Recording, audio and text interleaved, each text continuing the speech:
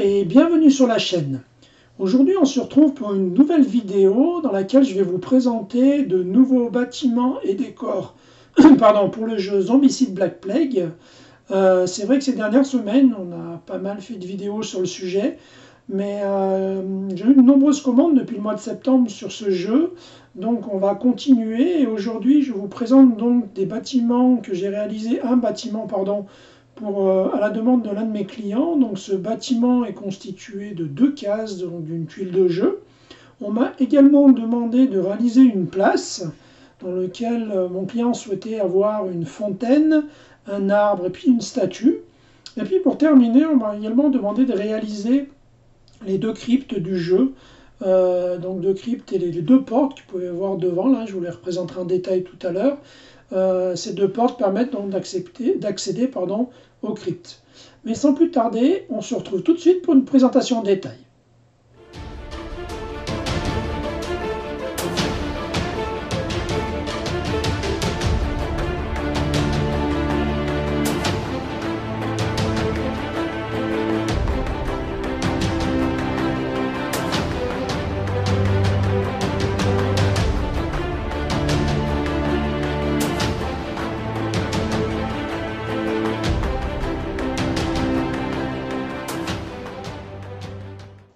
Je vais commencer donc par vous présenter ce bâtiment de 2 cases que j'ai réalisé pour mon client. Donc afin de donner un aspect visuel différent des premiers bâtiments que j'avais pu réaliser, et rappelez-vous, je vous en avais fait part lors de ma précédente vidéo, je vous avais présenté donc un bâtiment en L avec une toiture rouge, des tuiles rouges. Cette fois-ci, donc pour donner un aspect visuel différent, j'ai plutôt opté sur une couleur bleu-grise qu'on pourrait assimiler à des tuiles en lauze afin de donner un aspect visuel différent. J'ai également fait de la même chose pour les murs, puisque cette fois-ci, mes murs en pierre sont sur la partie extérieure de la maison, et vous allez le voir après, les murs en chaume à l'intérieur, contrairement au bâtiment que j'avais pu vous présenter la dernière fois. La toiture, bien évidemment, s'enlève, comme dans les précédents bâtiments. On retrouve donc porte, fenêtre, également des murs pleins et d'autres fenêtres de l'autre côté du bâtiment. Vous pouvez voir également à l'intérieur que l'on retrouve des murs en chaume. Pour les sols, j'ai donc opté pour une moitié de la maison pour des sols en bois et ici des carreaux en mosaïque avec 2 couleurs.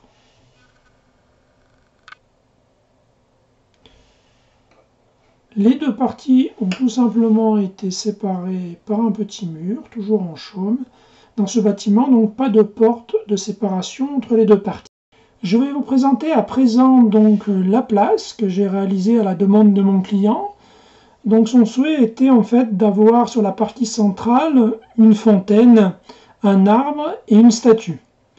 J'ai donc pour réaliser cette place conçu 4 sections droites et 4 sections qui permettent de changer la bifurcation donc, des rues. Donc on va avoir 4 sections droites classiques et puis 4 sections sur lesquelles j'ai rajouté des débris. Donc des débris en bois avec la végétation, du lierre. On voit que la végétation reprend ses droits. On imagine donc que c'est une ville ou un village qui a été abandonné depuis quelque temps et qui est occupé donc par des hordes de zombies. Ensuite, on retrouve également 4 sections d'angle, dont une également avec des débris. Ça permet d'avoir un aspect visuel un petit peu différent. Et en fonction de la configuration qu'on va donner à sa table de jeu, de placer de ça et là des rues droites ou des sections de bifurcation avec des débris. Ensuite, donc, pour réaliser la partie centrale de la place et pour répondre au mieux à la demande de mon client, j'ai donc acheté sur internet une fontaine.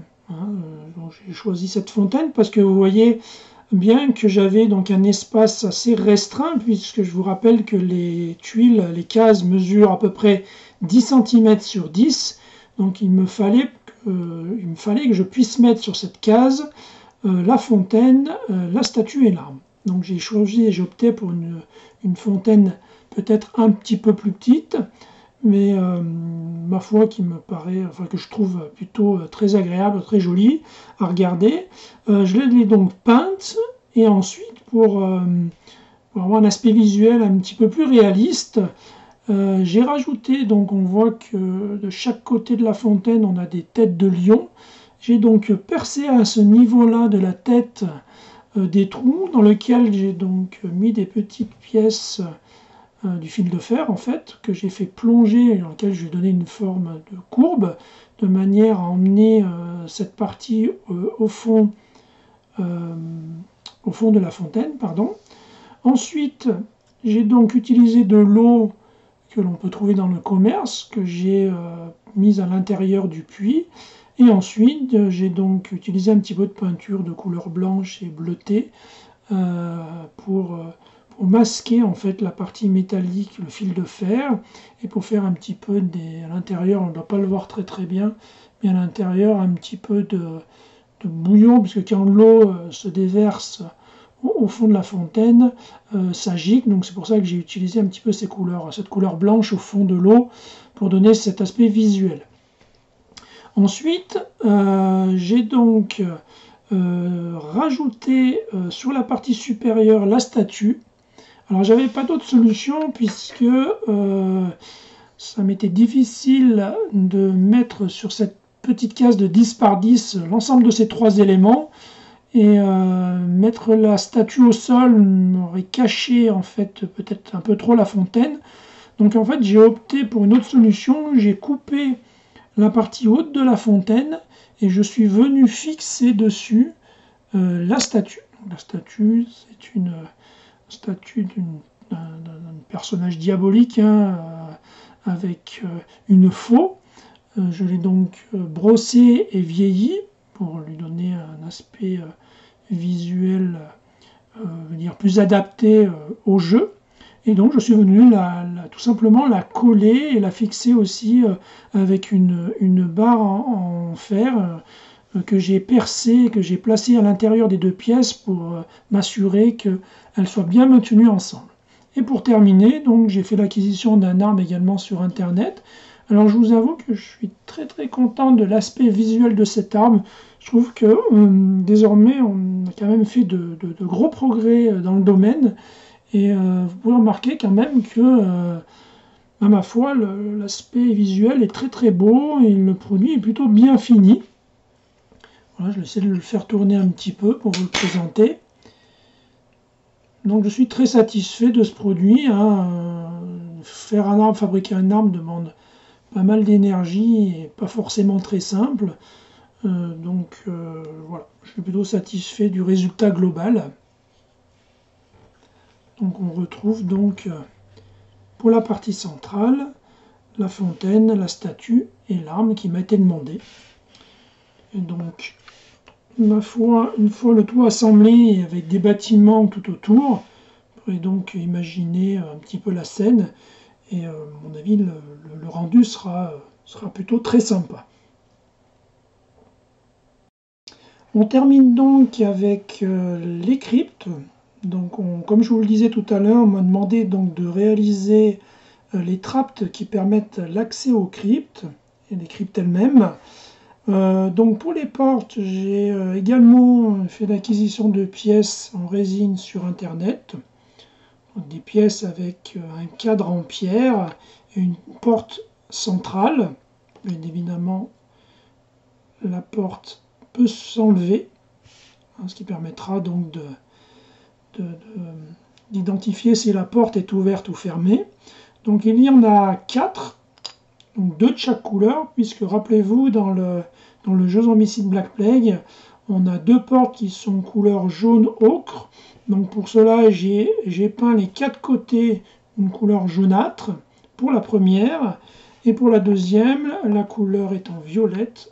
J'ai donc fait de même, alors on ne voit pas très bien sur la caméra, mais j'ai donc repeint donc les côtés en violet, donc ici par exemple, de manière à distinguer les deux portes qui mènent à une crypte et les deux autres qui mènent à la seconde. Je vais donc à présent vous présenter les deux cryptes. Donc pour la première, j'ai donc utilisé la même méthode sur les deux. De manière à la distinguer, j'ai donc utilisé les mêmes coloris que sur les trappes, que j'ai peint donc à différents endroits de la crypte. On peut voir ça ici sur les colonnes, ici et ici, également là. Je l'ai également fait à l'entrée de la crypte. Voilà, donc on retrouve cette couleur jaune ocre qui permet donc de distinguer une crypte de l'autre. J'ai également fait de la sorte pour le dessus du tombeau. Donc cette crypte, donc, j'ai souhaité d'un côté faire en sorte que les murs soient cassés. On retrouve également des débris, même le sol. Ensuite, d'un côté, on va retrouver donc une entrée avec une grille. Et sur le côté, un mur différent avec des torches. Voilà. Ensuite, de ce côté, un mur également différent. On va retrouver des colonnes, deux colonnes ici et une colonne à l'intérieur. Toujours avec une torche au centre. Et puis, sur la dernière partie, un peu le même style que précédemment, également des colonnes et une torche. Ensuite, je suis venu donc placer au centre un tombeau. Donc j'ai également acheté sur le net, c'est une pièce également en résine que j'ai peinte et que je suis venu placer donc au centre de la crypte. Le tombeau s'ouvre, on peut enlever la partie supérieure. J'ai pour ma part collé au centre du tombeau des ossements et une tête. J'ai également utilisé ce même type de pièce dans l'angle d'un côté, puis également près de la porte d'entrée, ici. Le sol donc a été réalisé avec un produit qui donne un aspect un petit peu de terre battue. J'ai donc rajouté un petit peu des gravillons. Je suis venu peindre et brosser quelques petites touffes d'herbe de ça et là. De l'herbe sèche bien évidemment, puisqu'on est dans un endroit relativement sombre. Voilà, ça c'est pour donc la première crypte, pardon. J'ai donc ensuite réalisé une seconde crypte différente. Je ne souhaitais pas qu'elle soit complètement identique l'une de l'autre. On va retrouver donc ici pas de mur détruit. On trouve par contre également une grille d'entrée. J'ai souhaité, pour différencier de la première, rajouter quelques marches. On donner l'impression qu'en fait on descend dans la crypte et qu'on vient d'une partie supérieure. Ensuite, même principe, j'ai utilisé des coloris donc violets que j'ai mis également sur le haut des arches, mais également en bas. Alors là on a du mal à le voir parce que les murs sont un peu plus hauts. Donc ici, sur le bas des colonnes, j'ai également peint en violet, de manière à qu'on puisse reconnaître la crypte correspondant aux portes qui permettent d'y accéder. J'ai également repris cette couleur sur le sol de cette pièce, qui représente en fait, on va dire, le siège d'un roi. Ensuite, pour les côtés, donc, ici, on va retrouver donc un mur également avec des colonnes et une torche centrale. Également sur ce mur-là, vous voyez que les deux torches en fait sont de part et d'autre du siège. Ensuite, du côté de la porte d'entrée, je souhaitais également mettre des colonnes, 4 colonnes qui supportent des arches et au centre, donc la porte d'entrée comme je vous l'ai montré tout à l'heure. Et puis sur la dernière partie, je souhaitais donner un autre aspect, donc j'ai utilisé différentes pièces. Alors je vous rappelle que tous ces moules que j'ai utilisés, en fait, c'est un moule de la gamme East Art, pardon, ce que j'ai l'habitude d'utiliser le plus souvent lorsque je réalise mes décors et mes bâtiments. Et donc sur les parties, je suis venu placer en fait également des têtes de mort avec des ossements. Donc ça pourrait représenter en fait, comme on le retrouve souvent dans des cryptes, des morts qui ont été placés dans des alcôves et dont les corps ont été posés à même le mur, sur des pièces qui ont été conçues dans les murs et dans lesquelles on vient passer les dépouilles. Donc il y en a 4, avec également une torche au centre. Je trouvais que ce mur venait apporter quelque chose de différent par rapport à la crypte précédente. Et comme je vous le disais, donc sur la partie centrale, un peu excentré sur l'angle, je suis venu donc poser cette pièce qui est en résine également, qui représente donc, on va dire, le siège certainement d'un roi avec des colonnes qui ont été cassées. Cette pièce donc je l'ai fixée sur l'un des angles de la crypte, de manière à laisser assez de place pour venir poser les figurines. Du coup, on se retrouve, contrairement à la première, avec un décor différent, de par ces murs et de par ce siège, puisque dans la crypte précédente, on avait un cercueil. Donc on distingue bien visuellement les deux cryptes, de par leurs murs et les décors qui ont été posés à l'intérieur, mais également par les coloris, comme je vous l'ai expliqué. Ici, j'ai également... C'est vrai qu'on ne voit pas beaucoup sur la vidéo, mais j'ai également repris les coloris violets sur l'arche, sur la partie centrale et puis sur les bords, sur les 3 arches que l'on voit ici, de manière à rappeler la couleur donc, de la porte qui nous permet d'accéder à ces cryptes. Cette vidéo est à présent terminée. N'hésitez pas à liker et à vous abonner si cette vidéo vous a plu. Et nous, on se retrouve très bientôt pour une prochaine vidéo. Alors, je vous présenterai certainement très prochainement un nouveau bâtiment pour Zombicide Black Plague. Alors, ce bâtiment, je l'ai réalisé pour moi, pour une fois. C'est pas une réalisation pour un client. Par contre, j'ai souhaité faire un bâtiment assez conséquent. Donc c'est un bâtiment qui représentera une tuile complète de Zombicide Black Plague. Un bâtiment de 8 cases avec une petite rue centrale qui donne dans une impasse.